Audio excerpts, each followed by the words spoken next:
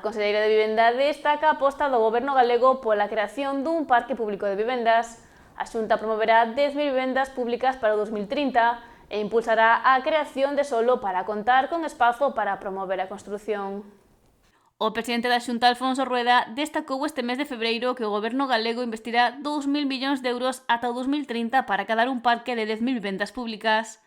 A conselleira desta área, María Martínez Allegue, puxo en valor a aposta do Executivo Autonómico para contar con estas edificacións e aumentar a oferta. Sabedores de que a principal preocupación hoxe en día é acceder a unha vivenda. Dende a Xunta de Galicia, dende a Consellería de Vivenda e Infraestructuras temos unha folla de ruta moi clara que pasa por incrementar o número de vivendas no mercado e nese obxectivo unha das nosas metas é duplicar o parque público de vivenda, construir máis vivenda de promoción pública. Temos agora mesmo 4.000 vivendas de promoción pública, alcanzaremos no ano 28 as 8.000 vivendas de promoción pública.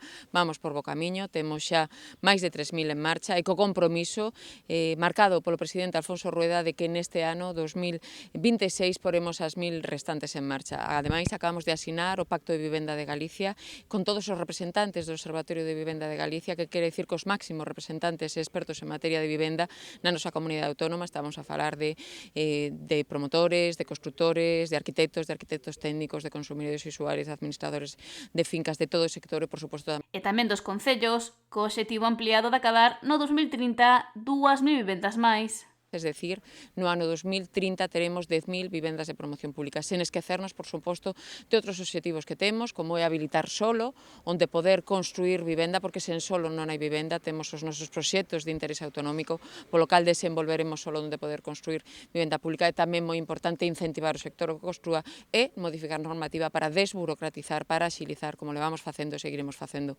durante o que queda de legislatura. A titular do departamento apuntou que o desenvolvemento de solo residencial realizarase en toda a comunidade.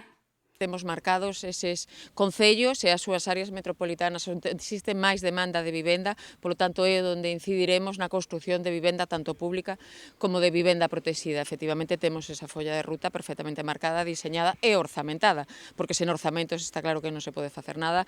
De feito, vimos de presentar tamén coa Federación Galega da Construción esa folla de ruta para esta anualidade de 2026, para esa licitación de máis de 2.700 vivendas, de máis de 500 millóns de euros que licitaremos só en construción de vivenda pública nesta anualidade de 2026.